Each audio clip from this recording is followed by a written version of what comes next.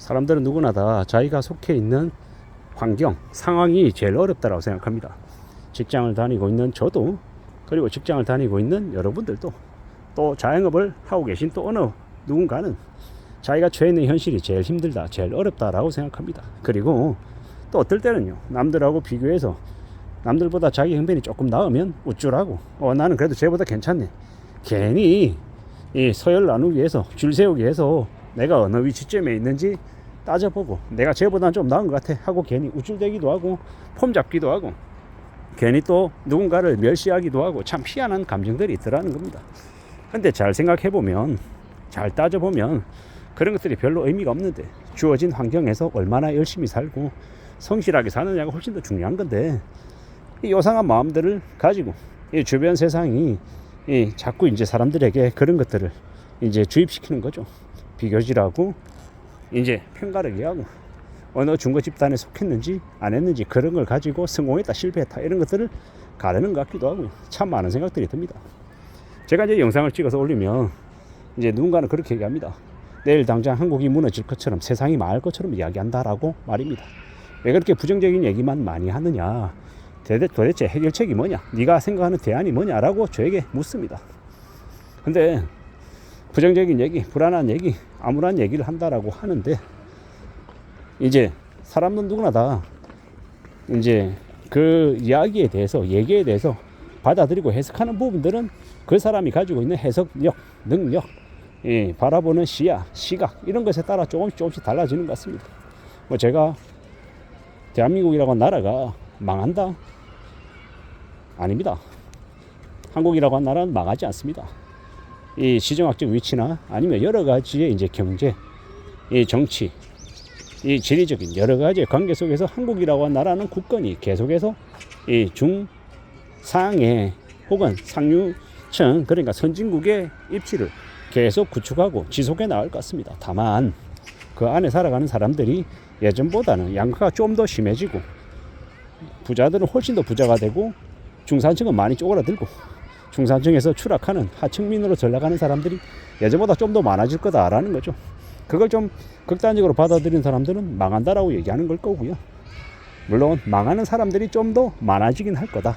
하지만 아무리 힘들고 어려운 상황 속에서도 잘 먹고 잘 사는 사람들은 분명히 있을 거고, 또 중하층에서 중산층으로, 중층에서 중상층으로, 중상층에서 상층으로 올라가는 사람들도 또 분명히 있을 거다라는 거.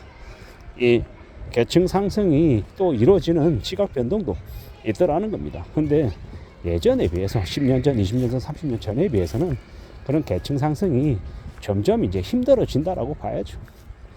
그리고 이제 제가 계속해서 말씀드리고 싶은 거는, 이렇게 쉽지 않은 상황 속에서 어떻게 사는 게 제일 현명하냐라고, 어떻게 해야 좀 안전하게 살아갈 수 있냐, 뭐 그에 대한 이야기를 계속 하는 거죠.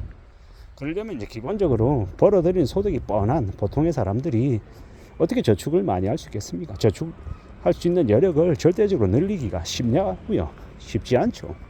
그러면요, 결국에는 소비하는 것들을, 쓰는 것들을 최소로 줄여야 된다라는 겁니다. 그러면 이제 저처럼 이제 외벌이 가장이, 제가 주식을 사든 아니면 채권을 사든 예적금을 넣든 하려면 어디에 살 수 있습니까? 저희 집 애들이 이제 보내는 학원비를 줄여서요, 아니면 먹는 거 줄여서요, 주거 비용 줄여서요, 사실상 쉽지 않죠. 제가 제 자신에게 쓰는, 오로지 제가 쓰는 저의 용돈 범위 안에서 제가 조정하고 줄여갈 수 있는 거예요. 그게 전부더라는 겁니다. 그게 아니면 이제 제가 이제 가외로 하는 활동들, 뭐 그런 것에도 뭐 추가적으로 벌어들이는 게 있으면 거기서 이제 제가 좀 더 투자를 하거나 저축하거나 할 수 있는 여력이 생기는, 그 정도가 다죠. 남들하고 비교했을 때 아주 월등히 많거나 그러지 않습니다. 근데 예를 들어 볼게요. 제가 만약에 골프를 한 달에 한 번, 두 번 정도 친다고 가정해 볼게요. 그러면 얼마가 들겠습니까? 대략 못해도 월에 한 50에서 한 80만 원 가량의 이제 비용이 발생하는 거죠. 거기다가 담배를 핀다라고 하면 한 달에 한 20만 원, 15만 원, 이 정도 발생하겠죠. 예를 들어 차를 끌고 다닌다라고 하면요, 차 유지 비용, 기름값, 주차 요금, 이런저런 거 따지면, 예를 들어 골프 치고 담배 피고 뭐 차 끌고 다니고 이러면요, 술도 한 번씩 마신다라고 하면, 이러면 제가 쓰는 돈이 월에 150에서 200만 원, 그걸로 충분하겠습니까? 충분하지 않을 수도 있죠. 물론 저도 지금은 아니고 과거에 한 8년 전 10년 전쯤에 저를 되돌아볼게요. 그때는 카드 값으로 제가 한 150에서 한 200만 원 정도를 썼어요. 차도 끌고 다녔어요. 자가용 차 끌고 다녔어요. 기름값 한 달에 발생되는 금액이 있었죠. 술도 마셨어요. 담배도 폈어요. 어땠겠습니까? 매월 200만 원을 썼는데도 넉넉했습니까? 했겠습니까? 부족했겠습니까? 부족했죠. 왜 씀씀이가 계속 더 커졌으니까요. 뭐 그랬었습니다. 근데 지금은요, 차 안 끌고 다녀, 술 안 마셔, 담배 안 펴. 뭐 여러 가지 비용들이 예전에 비해서 많이 줄었죠. 그러다 보니까 그나마 조금 이 가게 생활에서 플러스가 날 수 있는 부분들이 있는 거죠. 그렇게 정신 차리고 착실하게 살면 뭐 제가 뭐 그 기간 동안에 5억을 모았겠습니까? 10억을 모았겠습니까? 불가능한 이야기죠. 평범한 보통의 사람들이 그렇게 많이 모을 수도 없고, 뭐 투자를 해서 그만큼 금액을 만들었다. 거의 대부분 제가 생각할 때는 요행이지 정말 실력 이런 것들 아니라고 봅니다. 하지만 이제 그 적지 않은 기간 동안 그래도 이렇게 조금의 어느 정도의 이제 것들을 이제 만들어가고 있는 거고, 앞으로 계속 그렇게 살아갈 예정이고, 그러면 충분하지 않겠나라고 생각하는 겁니다. 세상을 살아가면서 앞으로 지내면서 이제 그런 마음가짐, 태도 이런 것만으로도 충분히 앞으로 개척해 나가고 축적해 나갈 것들이 적지 않겠더라는 겁니다. 그런 생각으로, 그런 각오로 계속해서 움직여 나가려 합니다. 누가 뭐라 해도 좀 다듬어 가야죠. 만들어내야죠. 그럴 수 있다라고 생각합니다. 지금 현재 내가 처해 있는 현실 상황 속에서 무던히 열심히 해야죠.